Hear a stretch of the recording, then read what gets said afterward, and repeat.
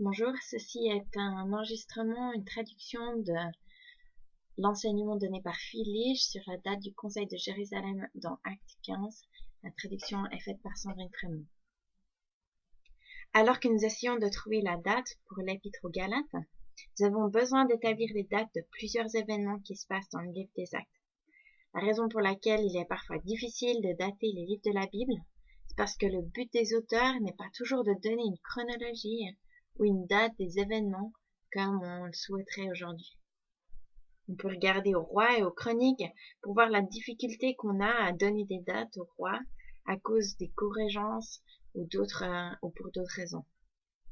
Par contre, on peut dater certains événements grâce aux trouvailles archéologiques et aux archives d'anciens documents. Et on en est très reconnaissant.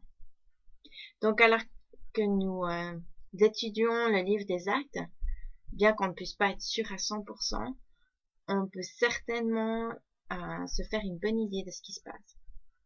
Donc, dans Actes, vous découvrirez que le Conseil de Jérusalem est une date très importante. C'est presque comme un tournant dans ce livre.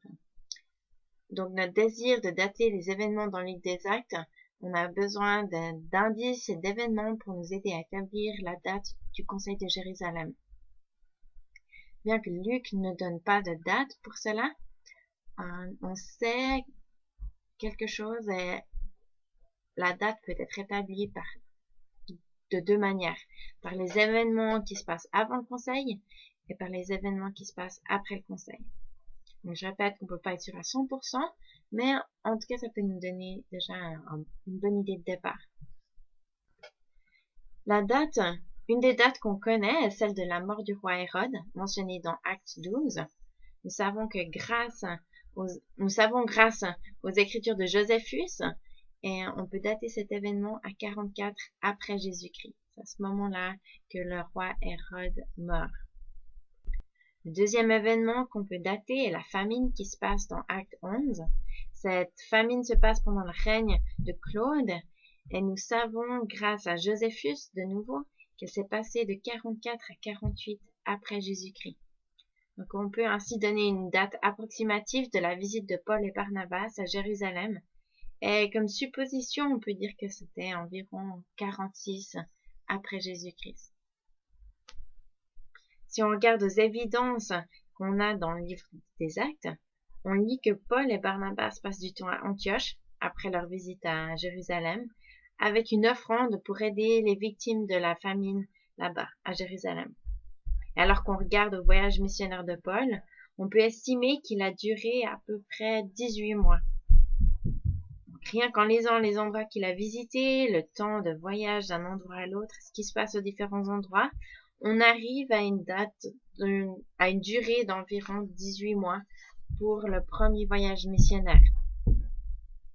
Dans Acte 14, 28, on peut lire qu'à la fin de leur voyage missionnaire, ils séjournent à Antioche assez longtemps. Donc si on additionne tout cela, on arrive à environ 3 ans. Et ça nous amène au Conseil de Jérusalem en 49 après Jésus-Christ. On peut aussi considérer les choses d'un point de vue après le Conseil de Jérusalem. On sait que Claude a expulsé les Juifs de Rome en 49 après Jésus-Christ. À nouveau, on le sait grâce à d'anciens documents. On lit que Claude a expulsé les Juifs à cause que dans certains endroits juifs de Rome, il y avait beaucoup de bagarres, d'émeutes, de révoltes. Et Suétone, un écrivain du 1er siècle, écrit 70 ans plus tard que ces révoltes étaient dues à une personne appelée Chrestus. Beaucoup de personnes croient qu'en fait c'est une référence à Christos. Et bien sûr, on lit dans Actes que partout où l'évangile était prêché, les Juifs se révoltaient. Et c'est bien ce qui se passe, ce que Paul doit traverser toutes ces émeutes qui sont à cause des Juifs. Donc il est fort probable que ces révoltes à Rome étaient à cause de Jésus.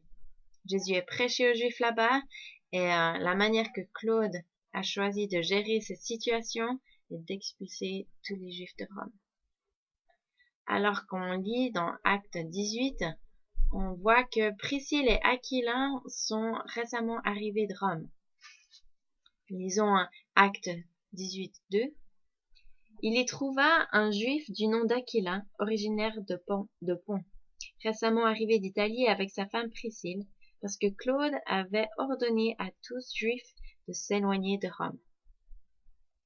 Donc, on peut suggérer que Acte 18:2 se passe autour de 50 après Jésus-Christ. Une autre date qui nous aide à identifier ces événements, c'est le proconsulat de Gallion dans Acte 18 au verset 12.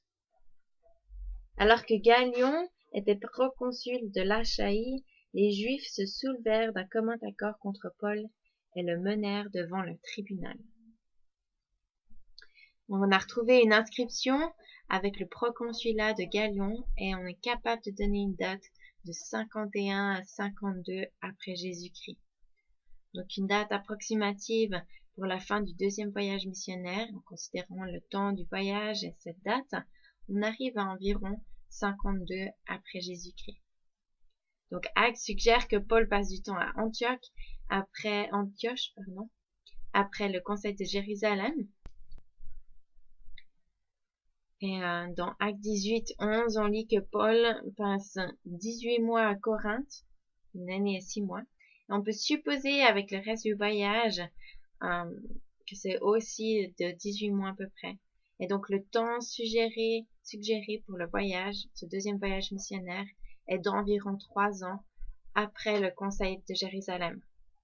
Donc en reculant, on arrive aussi à 49 après Jésus-Christ pour le conseil de Jérusalem. Donc bien que le conseil de Jérusalem n'ait pas de date spécifique, d'après le livre des Actes, avec ces 4 dates, et en regardant aux évidences, aux preuves internes, on arrive dans les 2 cas au conseil de Jérusalem en 49 après Jésus-Christ.